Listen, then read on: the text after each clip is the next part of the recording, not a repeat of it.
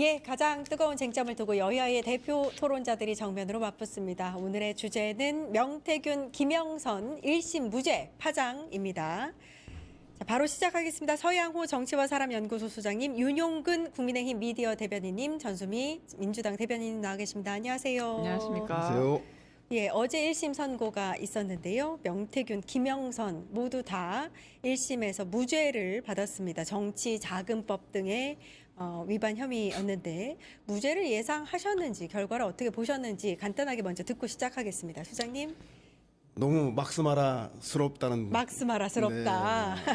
그런 예. 그 뇌피셜을 강하게 들게 만드는데요. 예. 잘 알겠지만 그 김영선이 좀 해줘라 이 내용이 담긴 그 내용은 조사하지 않고 그 소위 말해서 황금폰이라고 하는 그 휴대폰에 대해서는 증거인멸 혐의로 유죄를 일부 선고하고 나머지는 다 무죄를 했는데 정작 중요한 것은 황금폰에 담긴 김영선이 좀 해줘라를 둘러싼 명태균과 김영선의 거래 그리고 윤석열은 왜 김영선을 챙겼는가 그거에 대해 좀 밝혀야 되는 내용인데 그런 내용은 다 빠지고 아예 그 판사님이 막스마라를 좋아해서 그런지 제가 볼 때는 김영란법이나 정치자금법이나 뇌물죄나 별 문제될 거 없다.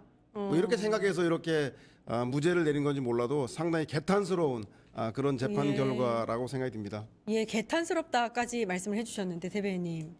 저는 예상했던 결과입니다. 예. 왜 그러냐면 사실관계가 이게 과대망상으로 포장된 그 명태균이라는 한 사람의 진술 그거에 의존했고요.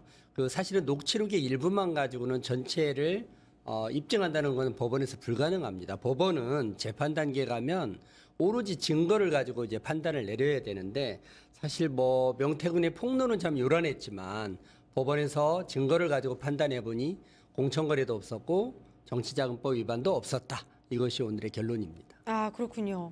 대변인님은 어떻게 보셨습니까? 진짜 정치의 정자도 모르니까 이런 판결을 내렸다. 아, 판사가? 예. 아니 공천은 전화 몇 통, 그다음 몇 번의 만남, 그다음에 뭐 한 줄의 그런 말로 인해서 결정이 많이 됩니다. 근데 여기서 재판부가 뭐라고 하냐면 공천 자체는 공건위가 결정을 한다. 그래서 이게 결정적으로 영향이 없는 거 아니냐. 특히 돈도 정치 자금과 관련이 없다. 이런 식으로 얘기를 하잖아요. 근데 예. 그러니까 결국에는 결론적으로는 정치 브로커에게 재판부가 합법의 옷을 입힌 거예요. 그렇기 때문에 이 법적으로 입증된 대가성이 없다. 이런 어허. 식으로 말하는 순간 무죄를 줘버렸잖아요. 그럼 정치 브로커 장사가 이 위험은 줄어들고 이건 수지가 남는 장사가 돼버리는 겁니다. 앞으로 이 이후에 제2의 명태균, 제3의 명태균이 분명히 나타날 수밖에 없는 거예요. 위험은 없고 남는 장사인데 누가 이걸 안 띄워드리겠습니까? 그렇기 때문에 핵심은 기준인데 법원에서 공천관리 다수결 공식 절차 회의록 이런 거를 근거로 개인 영향력이 없었다고 축소를 해버렸잖아요. 말씀드린 공천에선 정말 사소한 것들이 사소하다고 볼 수 있는 그런 전화나 그런 것들이 영향력이 있는데도 그걸 쌍구리 다 무시하고 객관적인 문서로만 판단을 했다. 정말 정치의 정차도 모르고 사회생활도 제대로 사회에 대해서 제대로 공부를 하시고 아셨는지도 정말 반문하지 않을 수밖에 없는 그런 말도 안 되는 판결이었다 생각합니다. 그 검찰이 사실은 명태균 씨가 공천의 대가로 세비를 절반을 떼어서 받은 거다라고 봤는데 재판부는 지역구 사무실에서 총괄본부장으로 일하지 않았느냐 그 급여 명목으로 받은 거다 이렇게 봤네요.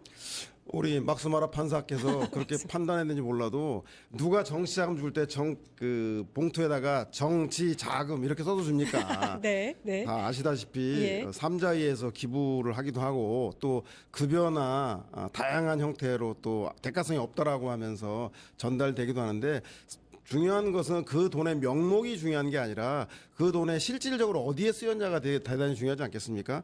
명태균 씨는 김영선 전 의원과 함께 공천 국면에서 여론조사를 제공하고 반복적으로 접촉을 하고 그 전후에 금품이 오가고 그 결과로서 김영선 전 의원이 공천을 받았단 말입니다. 그러면 그과 관련된 그 자금이 뭐 급여든 아니면 채무든 간에 그건 명목상일 뿐이고 실질적으로는 공천에 활용되었던 공천을 받기 위한 대가성임이 정황상 입증되는데 그거 하나를 딱딱딱 끊어서 실질적인 직접적인 증거가 없다라고 한다고 하는데 앞으로는 이제 정치자금법 수사가 직접적인 증거를 제시하지 않을 경우에는 그 정황상의 증거 이것만으로는 뭐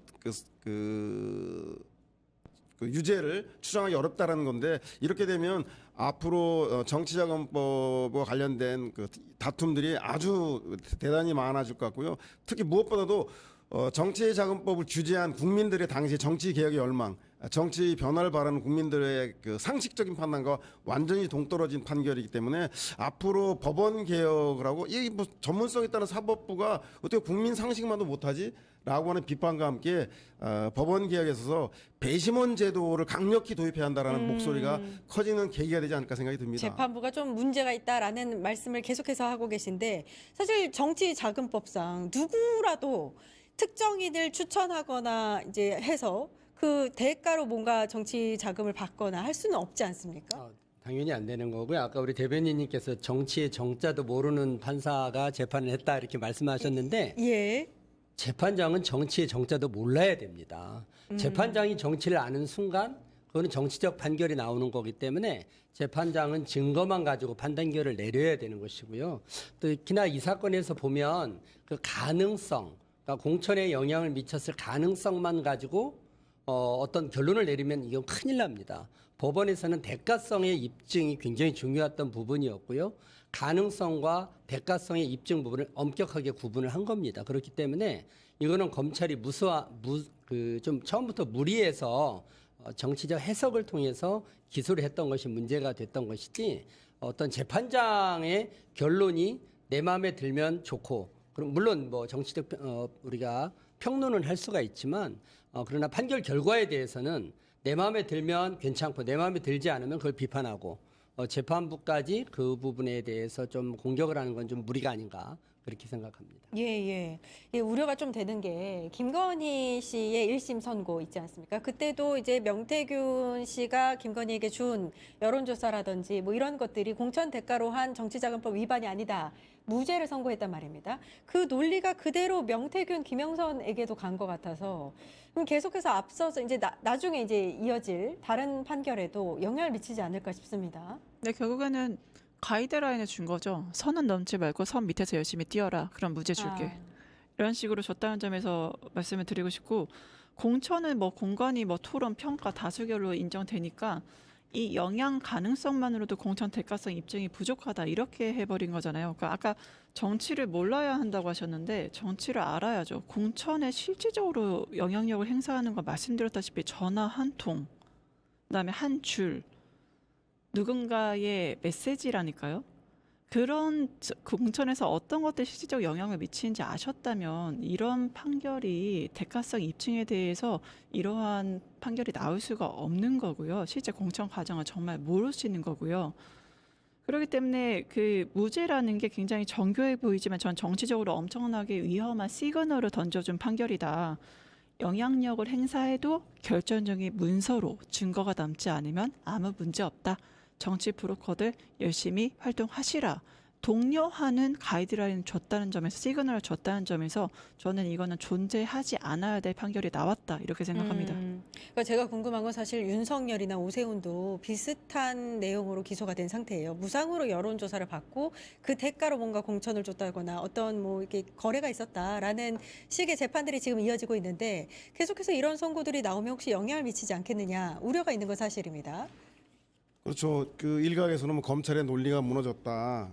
그 실제로 그 정치자금법 위반에서 너무 엄격하게 잣대를 들이대는 거 아니냐라는 비판이 있어서 이러다 보면 결국은 명태균이 관여했던 오세훈 그 서울시장이라든가 윤석열 그 대선 당시 여론조사도 다 대가성을 입증하지 못해서 무혐의 아니겠냐라는 얘기가 나오는데 제가 볼 때는 그 법원의 이번에 판결의 핵심은 여론조사가 공천에 영향을 끼쳤을 가능성을 인정했습니다. 다만 직접적 물증이 없다라고 하는 그 부분에 대해서 이야기했기 때문에 아마 오세훈 시장의 공판이라든가 윤석열 재판에서 지금 현재 검찰이 확보하고 있다고 하는 포렌식이 다 끝나고 있다고 하는 그 황금폰 내에 수천 개의 녹취 파일과 사진 그리고 문자 텍스트들이 있다고 하니까요. 그 텍스트 중에서 구체적으로 어떤 그 여론조사를 해줄 테니 어떤 그 내가 공천을 해주겠다 여론조사를 맞는다라면 이런 구체적인 그 대가성에 대한 증언이 나오게 된다라면 또 다른 스모킹건이 될 수 있을 것 같아서요. 지금 그 명태균 의원이 무죄를 받았다고 해서 그것이 오세훈과 윤석열이 그대로 무죄를 받을지는 않을 것 같고 구체적인 정황 증거를 넘어서는 물증을 얼마나 제공하는가에 따라서 상황은 달라질 수 있다는 생각이 들어요. 좀 지켜봐야 될 필요성이 있다고 그러니까 생각합니다. 아직 황금폰에 대한 구체적인 더 정확한 정황이 나오지 않은 상태에서는 뭐 1심 선고가 끝이 아니다. 2심에서도 다퉈볼 여지가 있고 오세훈이나 윤석열 재판에도 이게 각각의 다른 판단들이 나올 수도 있다. 이렇게 보셨습니다. 어떻게 저는 보셨어요? 전혀 아니라고 보고요. 지금 예. 이미 그 황금폰 이야기는 그 1년이 넘었습니다. 예. 오래전부터 나왔고요. 그 황금폰을 검찰이 확보한 지도 굉장히 오래됐습니다. 그렇다면 이미 법정에서 제출 가능한 모든 증거가 다 제출됐다고 보여지고요. 심지어는 특검에서 수사를 하는 과정에서 그 황금폰 자료를 다 가져갔습니다. 그럼에도 불구하고 지금 김건희 여사 사건에서 보면 여론조사 그 결과가 여러 사람한테 무상으로 뿌려졌다는 겁니다. 그렇기 때문에 특정해서 윤석열 대통령 부부가 어떤 이익을 얻었다라고 보기 어렵다 해서 무죄 판결이 나왔던 것이고요. 아마 오세훈 시장 관련돼서도 동일할 겁니다. 여론조사를 해서 정기적으로 캠프에 본인은 전달을 했다고 했지만 캠프에서는 우리는 정기적으로 받은 적도 없고 이거에 대해서 어떤 효용 가치를 느낀 적도 없고 우리는 이거를 뭐 달라고 한 것도 아니다. 뭐 이렇게 서로 다른 주장을 하고 있기 때문에 저는 그 황금폰이라는 거 황금폰이 아무리 열어봐도 저는 무쇠폰이 될 수밖에 없다. 그렇게 생각을 합니다. 예. 대변인 어떻게 보셔요? 그러니까 결국에는 무상 여론 조사를 했습니다. 예. 그게 정치적 이득을 줬어요. 거기까지는 인정을 하는데 이 정치적 이득에 대해서 대가성을 들이대니까 이런 결과가 나오는 거거든요. 결국에는 이게 무상 여론조사 자체가 공짜가 아니라 무죄다 이런 걸 주문로 인해서 검찰의 논리는 사실 이렇습니다. 비싼 여론조사 공짜로 받았죠. 그 비용을 다른 사람에게 또 넘겼습니다. 그러면 그거는 바로 정치 자금이다. 그게 바로 공천과 선거의 대가다. 이게 검찰의 논리였는데 이 프레임이 사실상 깨져버린 거잖아요. 그래서 공천이 있고 정치적인 이득이 있지만 구체적인 대가가 인정되지 않았기 때문에 그 연관성을 완전히 끊어버린 겁니다. 그러면 이렇게 되면은 지금 무상 여론조사 정치적 이득 인정되지만 이 대가성이 인정되지 않는다는 이유로 공식적인 문서라던가 돈의 흐름이 되지 않는다는 이유로 이 영향력 자체에 대해서 부정해버린다. 정말 뭐 정치 브로커의 가이드라인을 제시를 한 거고 앞으로의 이러한 것들이 계속 반복될 여지가 있기 때문에 굉장히 예. 안 좋은 선례다 이렇게 보입니다. 소장님 저는 궁금한 것 중에 하나가 계속해서 이제 판결이 나오는 그 판결문을 보면 재판부는 정당에서 공당에서 누군가를 공천하는 일에 대해서 어떤 독립성을 가지고 주변에서 아무리 이야기해도 투표를 통해서 결정했다든지 아무 문제가 없다고 바라보는 것 같아요. 그럼 모두 다 말씀하시듯이 혹시라도 이런 청탁성 공천이 이루어졌을 경우에 그걸 걸러낼 수 있는 수단이 전혀 없어지는 거 아니냐 이런 걱정이 있어요. 그렇죠. 이제 재판부의 선택적 그 판결이라는 생각이 드는데요. 과연 공천관리위원회라고 하는 제도가 있기 때문에 공천은 외부의 영향력을 행사할 수 없다고 보는 것인지 아니 법이 있는데 왜 범죄는 많이 생기는 겁니까? 그건 말이 안 되는 거고요. 아마도 이 논리가 명태균이라던가 오세훈 시장 그리고 윤석열에게도 똑같이 적용이 된다라고 한다면 얼마 안 남아서 바로 진행될 기소돼서 진행될 우리 김경 시의원과 예. 그리고 강선우 예. 의원에 대해서도 과연 직접적인 증거가 아니라 정황 증거만 가지고 현재 기소해서 진행이 될 텐데 이 재판부가 이 정황만을 가지고도 직접적인 물적 증거가 없다고 해서 무죄로 선고할 것인지 또 그것을 국민들은 어떻게 바라볼 것인지 예. 재판부가 현재 가장 큰 문제가 대가성 입증이라고 하는 부분을 과거에는 통상적으로 사실상 정황 증거까지를 포괄적으로 했거든요. 그래서 물론 그 중에서 일부의 피해자도 있었지만 전체적으로는 정치 자금의 불법 정치 자금을 차단하는 강력한 효과를 누렸었는데 음지에서 권력 관계에서 영수증이라던가 무슨 문서로 남기지 않는 공천 거래, 정치 브로커의 활동들은 그 내막을 알기가 상당히 어렵습니다. 그렇기 때문에 정황 증거와 관련자들의 진술로 충분히 기소가 되고 유죄 판결을 받았는데 이것을 직접적 증거라고 하는 형사 재판에서 적용되는 그 아주 수준 높은 예. 그 조건을 요구했기 때문에 이 관점에서 다른 재판에서 어떻게 그 재판부가 그 재판을 끌고 나갈지에 대해서 좀 지켜봐야 될 대목이 예. 아닌가 생각이 듭니다. 그러니까 왜 녹취 중에서요. 그 김영선이 열심히 했는데 좀 해줘라 이거랑 상현이한테 내가 좀 얘기해 볼게. 요 정도면 대통령 당선인이 청탁을 해서 공천이 이루어졌다라고도 볼 수 있는 경우 아닌가요? 그 제가 짧게 한 말씀만 좀 드리고 예. 싶은데요. 그 민주당에서는 뭐 이렇게 전화 한 통, 메시지 한 줄로 그 공천이 이루어지는지는 모르겠습니다만 국민의힘 같은 경우에는 공천관리심사위원회가 꾸려지면 굉장히 객관적이고 독립적인 심사와 자료에 의해서 다수결에 의해서 판단을 내립니다. 심지어는 무기명 투표도 합니다. 그렇게 해서 객관성을 부여하고 있기 때문에 브로커의 말 한마디, 뭐 대통령이 누구를 통해서 압력을 행사한다고 그래서 그게 통과될 수 있는 그런 구조가 아닙니다. 그런 부분이 있고요. 아까 강선우 또 김경 전 민주당 의원들에 대해서 얘기를 하시던데요. 거기는 이미 당사자가 돈을 주고받은 사실을 인정을 했고 그것이 뇌물인 것이 거의 확정적으로 드러나 있습니다. 그럼에도 불구하고 수사가 늦어져서 이제 구속영장을 신청한 좀 경찰의 수사가 너무 늦장이다. 그리고 부실하다. 뇌물죄도 또 이렇게 이렇게 명시하지 않은 걸로 봐서는 저는 빨리 특검을 해야 민주당도 자유롭고 국민들도 자유로워지지 않을까 이렇게 생각을 합니다. 예. 대변인 이제 다른 주제로 좀 넘어가서요. 내란 전담 재판부가 구성이 됐습니다. 보니까 서울고법 형사 1부와 12부가 지정이 됐는데 이게 무작위 추첨이긴 한데 윤석열과 좀 연관이 있는 재판부의 그 판사들은 좀 제외가 됐다 이런 얘기도 있더라고요. 네. 이거 어떻게 보셨어요, 지정? 무작위 추첨 자체가 이제 정치가 개입하지 않은 예. 그런 어떤 공정성을 줄 수 있다는 인상을 줄 수 있을 것 같습니다. 근데 추첨은 공정의 상징이 될 수 있지만 그 상징의 실질을 대체할 수 있는지 잘 모르겠어요. 그러니까 중요한 게 누가 뽑혔냐가 아니라 어떤 기준으로 뽑혔냐가 굉장히 중요하고 국민들이 설득할 수 있는 지점이어야 되고 특히 내란 사건은 국가적인 사건이기 때문에 그 재판부의 독립성이나 전문성 그거에 대한 이해도가 굉장히 중요하거든요. 그래서 도대체 어떠한 기준으로 뽑혔는지에 대해서 투명하게 그걸 공개를 할 필요가 있다. 절차가 불투명하면은 이 내란 사건의 중대성이 있기 때문에 굉장히 국민적인 설득을 얻기가 힘들다라고 보여집니다. 일단 지기현 재판부가 맡았던 도이치모터스 사건 같은 경우 거기에 대해서 이해도도 없는 사람이 그걸 맡는 바람에 여러 가지 잘못된 재판을 하는 게 아니냐라는 그런 것들을 이야기를 했잖아요. 그러니까 아시지만 각 판사들은 각자의 전문 영역들이 다 있습니다. 전문 영역이나 경력들도 충분히 이제 고려가 돼서 국민들이 설득할 수 있는, 국민들이 납득할 수 있는 판결들이 좀 나왔으면 좋겠습니다. 예, 이게 재밌는 게요. 20년 만에 구 모양의 공들이 있었고 거기에서 이렇게 직접 이렇게 뽑는 형식을 취했더라고요. 그러니까 지금 21세기에서는 찾아보기 힘든 일부러 이렇게 물리적 방식을 쓴 것 같아요.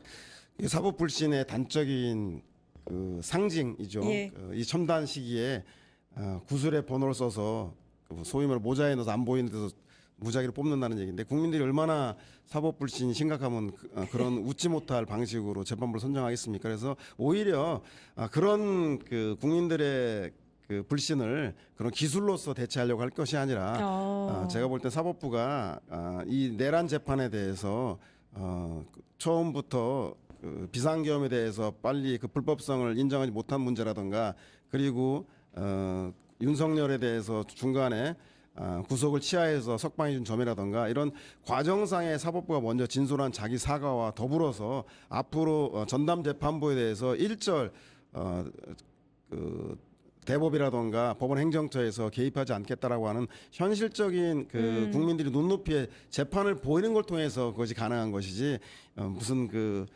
주머니 안에 넣고 구슬을 뭐 뽑는 방식으로 이런 우리 예. 국민들이 지금 뭐 19세기 조선시대 말에 사는 것도 아니고요. 좀 제가 볼 때는 좀 씁쓸하긴 하는데 그만큼 사법부가 위기에 몰려 있다라는 것들을 오. 반증한다는 생각이 듭니다. 그런 상징적인 장면이다. 네. 근데 아무튼 덕분에 그렇게 한 것 때문에 어느 한쪽에 치우쳐져 있는 재판부가 내란 전담 재판부를 맡지 않았다라는 것에 대해서는 좀 오히려 신뢰가 가지 않나라는 생각이 드는데 어떻게 보세요, 대변인님은? 네, 사실은 뭐 겉으로는 절차적 정당성, 좀 공정성을 확보를 하려고 노력을 한 것 같아요. 참 정말 부끄러운 모습인데요. 이게 내란의 전문성을 가진 판사가 대한민국 법원에 있을까? 없습니다. 그런데도 불구하고 내란의 전문성을 가지고 있는 판사를 고르겠다고 내란 전담 재판부를 만든 거 아니겠습니까? 사실은 어찌 보면 내란의 가장 전문성을 가진 건 저는 지규현 판사라고 봅니다.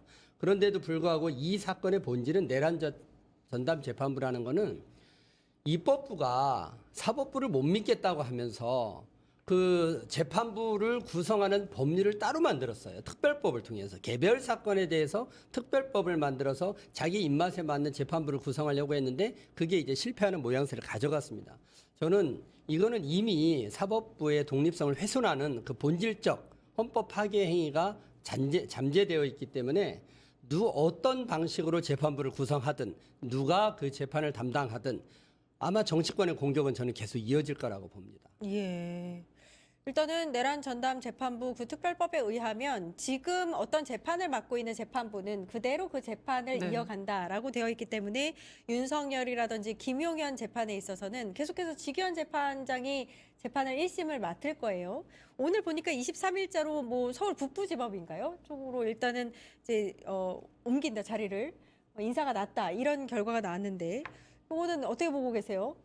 결국에는 이러한 조치들이 지규현 판사에 대한 그동안 논란들이 많았기 때문에 사법부 자체 뭐에서 조희대 대법원장도 좀 심각하게 보고 있는 게 아닌가. 그것도 있고 여러 가지 판사 전부에 대해서는 여러 가지 해석이 좀 가능할 것 같습니다. 근데 지금 내란전담 재판부 자체에 대해서는 1심은 결국에는 익숙한 얼굴이고 2심은 새로운 판정단으로서 이제 구성이 되는 2단의 구조인데 2심을 만약 내란전담 재판부가 맡게 된다면 1심과 2심의 그 결과가 서로 다른 정치라든가 법리 감각을 가진 판사가 맡게 될 텐데 만약에 그거에 서로 상치하는 결과가 나왔을 때 국민들이 판사에 따라서 해석에 따라서 이게 달라지는 것들을 어떻게 받아들일 것인가. 전 재판부가 기본적으로 이 내란이란 중대 사안에 대해서 그 기본적인 공통된 해석이 있고 거기에 따라서 원칙에 따라서 움직이는 게 국민을 설득할 수 있는 기제가 될 수 있다. 좀 그렇게 봅니다. 예. 네, 사실관계 하나 바로잡아야 되는데요. 사실 지기현 부장판사 같은 경우에는 이미 25년도에 전보 대상자에 포함이 됐었습니다. 왜냐하면 한 판사가 한 재판부에 계속 있을 수는 없어요. 3년이 되면 반드시 옮겨야 되고요. 2년 내지 3년 주기로 옮깁니다. 근데 작년에 옮겼어야 되는데 지금 내란 재판부를 계속 담당을 하고 있었기 때문에 인사이동을 보류를 시켰던 겁니다. 올해는 더 이상 할 수가 없어요. 그래서 올해는 이제 전보 조치를 했고 그래서 아마 2월 19일 날 본인이 그동안 1년 넘게 재판을 해왔으니 마무리 선고를 하기 위해서 2월 이제 19일 날 1심 선고 판결이 있기 때문에 전혀 영향을 미칠 여지는 없을 것 같습니다. 예, 예. 사실관계로 싸우면은 할 말은 저도 많은데 아까 말씀하신 민주당은 전화 한 통으로 공천 그 얘기는 제가 국민의힘 의원한테 들은 거고요. 윤석열이 직접 전화해서 한 행위도 전 국민이 듣기 평가로 다 공천을 들으셨습니다. 못 받았지 않습니까? 그걸로 그거를 인해서 전화 한 만약에 통을 공천을 하셨잖아요. 실제 받았다면 행위를 하셨던 그건 유죄 녹취 판결을 행위라던가 받았겠지요. 모든 것들이 네. 국민의힘에서 나온 거라는 걸 오해를 하고 계신 것 바로잡고 싶고 아까 제가 말한 것 중에 지기현 판사 같은 경우도 여러 가지 것들이 고려돼서 이제 전보가 된다라고 말씀드렸기 전혀 때문에 그렇지 않습니다. 네 그렇게 네. 말씀을 드립니다. 두 가지만 좀 말씀드리면 민주당의 요구에서 내란 재판부가 구성됐다. 입법부가 사법부에 대한 법을 개정할 수 있죠. 근데 그런다고 해서 사법부가 다 받아들이지 않거든요. 예를 들면 국민의힘이나 대법이 요번에 민주당이 요구한 특별법 내란 전담 재판부에 대해서 민주당도 많이 양보했죠. 법원이 받아들일 수 있도록. 그럼에도 불구하고 정말로 이게 부당하다고 한다면 헌법재판소에 위헌 재판 청구를 할 수 있는데도 하지 않았지 않습니까? 결국은 그래서 조희대 대법원이 12월 18일 날 대법관 행정회의에서 전담 재판부 예규를 작성했습니다. 그랬었죠. 예. 따라서 이것은 입법부 민주당이 강요해서 된 것이 아니라 사법부 스스로가 국민들의 강력한 그 내란 청산 의지에 의해서 한 걸음 물러나서 뒤늦게나마 수용했다라는 측면으로 볼 수 있을 것 같다는 생각이 듭니다. 예. 잠깐만요. 그 위헌법률 심판 제청이라는 거는요. 재판부가 이제 해당 사건을 맡았을 때 그 해당 재판부 부장판사가 할 수 있는 것이지 대법원장이 할 수 있는 사안이 전혀 아닙니다. 이 내란 전담 재판부 설치에 관한 법률이 만들어졌기 때문에 그 법률을 수용해서 해야 되는 거는 당연히 사법부의 의무예요. 그래서 지금 하고 있는 것이지 이 지금 내란 전담 재판부가 이렇게 만들어졌다고 해서 민주당이 사법부 독립을 훼손했다는 사실 자체는 변함이 없습니다. 예. 퇴근하고 안 만나시나요? 법관하고 국민의힘하고 저기 윤석열 측 변호인들하고 만나시는 걸로 소문이 전담 나고 있는데. 재판부가 정부 편이라는 거를 민주당 편이라는 걸 뭐 어떻게 알고 지금 뭐 그게 확증을 하시는지 잘 모르겠고. 아니요. 제가 위헌법률 심판 법적으로 제청을 왜 안 했느냐라는 네. 부분에 대해서 말씀을 드리는 겁니다. 예. 국민의힘이 이거 관련해서 헌법 소원을 제기를 하긴 했죠. 그렇죠? 예, 국민의힘이 요 이제 윤석열 전 대통령 측, 윤석열 측이 내란 전담 재판부 설치법에 대해서 위헌법률 심판 제청을 했고 국민의힘은 헌법 소원을 제기한 걸로 알고 있습니다. 이렇게 되면 뭐 이제 이거 다 진행되고 나서 헌재에서 판단이 있고 나서 뭐 2심이 진행되면 이 부분에 대해서는 아무 문제가 없지 않을까. 아마 헌재가 되게 빠르게 판단을 내려주지 않을까라는 생각이 듭니다. 예. 지난 이제 13일 결심에서 사형을 구형받은 뒤에 윤석열 측에서 재판부의 의견서를 8차례나 제출을 했다고 합니다. 억울함이 많은 것 같습니다. 이게 이제 사실 또 전략이기도 하죠. 예. 제가 볼 때는 법리적 대응을 위한 게 아니라 이미 뭐 법리적 공방은 의미가 없고 지지층 결집을 위한 그 정치적 메시지 선전선동이 아닌가 생각이 들어요. 아시겠지만 8차례나 위헌 위법 행위가 없었다라고 그 이의 제기를 했다고 하는데 아시겠지만 계엄 선포 요건 자체가 국가 비상사태라고 하는 그 성립이 되지 않기 때문에 윤석열 그 측에서 얘기하고 있는 계엄의 정당성은 일체 받아들여지지 않을 것 같고요. 또 무엇보다도 헌법이 보장한 국회의 계엄 해제권을 군을 동원해서 막으려고 했습니다. 그것이 헌정 질서를 파괴하는 것으로 보기 때문에 내란과 폭동으로 해석이 되고요. 무엇보다도 통치행위다. 우리 군인은 권력 찬탈하기 위한 게 아니라 대통령직을 더 잘하기 위하기 위한 통치행위라고 하는 얘기도 통치행위도 헌법과 법률의 테두리 안에서 진행해야 함에도 불구하고 대통령 스스로가 헌법을 파괴하고 법률 질서를 훼손했기 때문에 제가 볼 때는 통치행위라서 정당했다는 얘기도 성립되지 않습니다. 따라서 반복적인 동어반복의 이런 의견 제출은 재판부를 향했다기보다는 지지자들에게 나 억울해 우리 결집해서 이 재판이 정치 보복이고 나를 탄압하려고 하는 거야. 여러분들이 걸기해줘. 이런 지지자들에게 하는 읍소나 호소가 아닌가 생각이 듭니다. 예. 제가 조금만 한 가지만 좀 이게 제가 잘못 말한 게 있어서요. 윤석열 측은 일단 위헌법률 심판 제청을 하지를 않았습니다. 아직은 이제 검토하고 헌법 소원 청구까지 검토하고 있다라고 나온 거고요. 국민의힘이 지난 19일에 내란 전담 재판부에 대한 헌법 소원을 청구를 했다라고 알려져 있네요. 네, 요거를 약간 수정을 하고요. 말씀 계속하시죠. 지금 그 윤석열이라는 분은 그 정치인이 아닙니다. 더 이상 대통령도 아니고요. 그냥 재판을 받고 있는 한 명의 피고인입니다. 대부분의 저도 뭐 재판을 여러 번 하지만 피고인들은요. 결심이 끝난 이후에도 재판장한테 의견서를 많이 제출합니다. 저는 그 일환이라고 보여지고요. 그러나 그 내용이 뭐 새로운 주장이거나 또 새로운 증거를 바탕으로 하는 것이 아니라면 의견 개진의 하나의 그 행위이고 이건 뭐 피고인의 방어권 행사 또 피고인의 양형에 대한 미치는 영향 뭐 여러 가지를 생각하셔서 하는 것이지 이게 어떤 정치적 행위다. 그거는 이제 정치권이 바라보는 시각이고요. 그냥 한 명의 피고인으로서 재판을 받고 있는 피고인으로서 판결 선고 전에 의견서를 제출한 것이다. 저는 이렇게 보고 있습니다. 예, 그렇군요. 보통 이렇게 이제 판결 전에 재판부에 의견서를 많이 제출하나요? 8번이면 많은 거 아닌가요? 많이 제출을 안 하죠. 그러니까 종이의 무게가 무죄를 입증하진 않거든요. 그래서 뭐 많이 내봤자 전 소용이 없다고 보고 전 국민들이 다 실시간 보셨잖아요. 군인들이 군홧발로 국회를 그렇게 짓밟고 선관위를 장악하고 그러한 대통령의 행위, 대통령의 지시에 의한 행위들이 과연 국민들이 이게 비상계엄을 할 만한 지금 상황이었는지 누구도 그걸 납득할 수 없는 수준이었고 결국에는 이거는 프레임 싸움이죠. 헌정을 수호하기 위해 그랬다. 헌정을 파괴하는 행위다. 이거 과연 이 행위가 국민을 지키려고 하는 행위였는지 아니면 자신의 권력을 지키려고 하는 행위였는지는 저는 이미 전 국민이 전 세계가 실시간 영상으로 지켜보면서 거기에 대한 심판, 국민적 심판은 끝났다고 보고 사법부도 거기에 대해서 분명히 법리라든가 모든 것들을 고려를 해서 현명한 판단을 내릴 거라 믿습니다. 예. 또 한 가지 걱정되는 게 혹시라도 내란 전담 재판부에서 이제 2심을 맡아서 윤석열과 김용현 재판을 진행을 하면 국민의힘이라든지 윤석열 측에서 이 부분에 대해서 반발하고 협조하지 않을 가능성도 있을까요? 어떻게 보세요, 소장님? 뭐 야당 제가 답변 드리면 안 네. 될까요? 네, 왜 그러냐면 뭐 국민의힘한테 물어봤으니까 사실은 내란 전담 재판부가 일단 구성됐지 않습니까? 그러면 이제 법률에 의해서 2심 이제 1심 판결 올라오는 것을 2심 내란 전담 재판부가 담당할 텐데 지금 이 고등법원의 1부와 12부 아니겠습니까? 예. 그러면 그 담당 판사들이 굉장히 심리적 압박이 클 겁니다. 예. 저는 정말 이 자리를 통해서 민주당이든 국민의힘이든 정치권에 요청하고 싶은 거는 더 이상 공격하지 말고 이제 법이 이제 민주당도 원하는 대로 내란 전담 재판부를 만들어서 거기서 재판을 하니까 이 판결 결과를 수용하겠다. 저는 그 선언을 정치권에서 해줘야 이 내란 전담 재판부를 담당하는 판사들이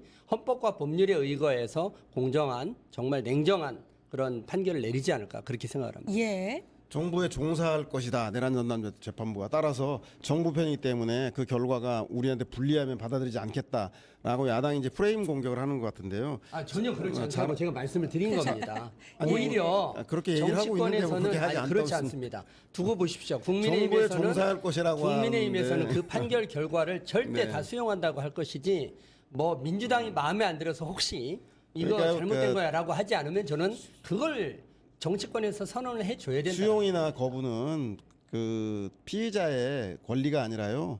헌법에 복종하는 그건 원칙이고요. 의무입니다. 그래서 마치 국민의힘이 대단한 선심 쓰는 것처럼 재판부 내란 전담 재판부 저기 우리 편은 아니고 정부 편이긴 하지만 우리가 한번 지켜볼게라고 해서 불리한 결과가 나오면 내란 전담 재판부가 정부 편이기 때문에 이렇게 나왔다라고 할 수 있는 그런 그 문제 제기를 미리 던져놓는 거라 생각이 들고요. 결국은 저는 이 결과에 따라서 그 야당과 윤석열 측이 헌법 수호의 의무가 있는지 없는지 국민들은 지켜볼 것 같다는 것 잊지 말아야 할 것 같습니다. 예, 내란 전담 재판부가 정부의 편을 들 것이다라는 거는 저는 사실 받아들일 수가 없는데 왜냐하면 정말 이게 공을 뽑는 거로 제가 봤기 때문에 그죠?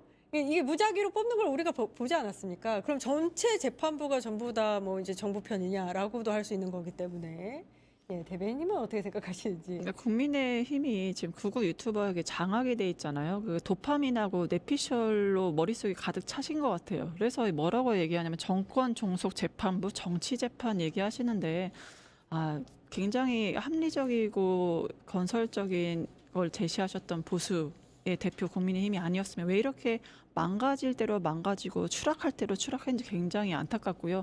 아니 어떻게 정권 종속 재판부인 거를 압니까? 판사들이 어떠한 판결을 내릴지 이미 다 예견을 하십니까?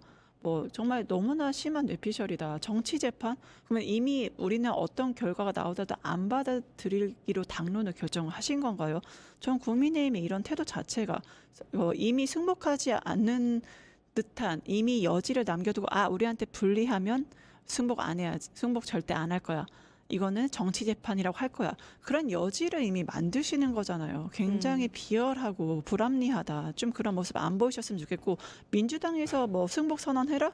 아니 우리가 엄마를 엄마라고 하고 제주도는 우리 땅이라고 합니까? 승복은 너무 당연한 거예요. 근데 이거를 오히려 반발하고 안 받아들이려고 정치재판 프레임 거시는 건 국민의힘이 아닙니까? 좀 이런 식으로 프레임 장난 그만 안 하셨으면 좋겠고 우리 대변인님 말씀에 국민의힘의 선전선동이라던가 이제 논쟁들 더 이상은 좀 안 했으면 좋겠다. 당내 분열부터 해결하시고 좀 잘하셨으면 좋겠다 생각합니다.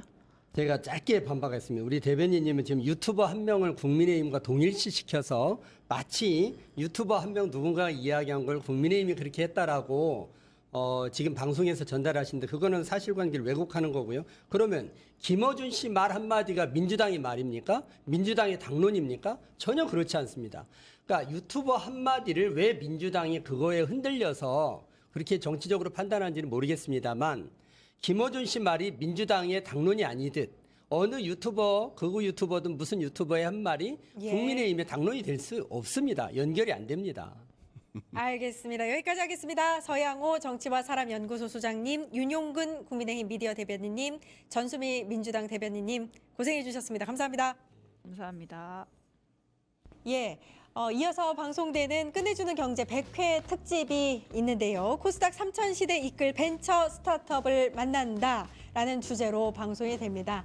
이어서 계속해서 시청해 주시기 바랍니다. 저는 내일 오후 4시 50분에 다시 찾아뵙겠습니다. 함께해 주신 여러분 감사합니다. 증권봉합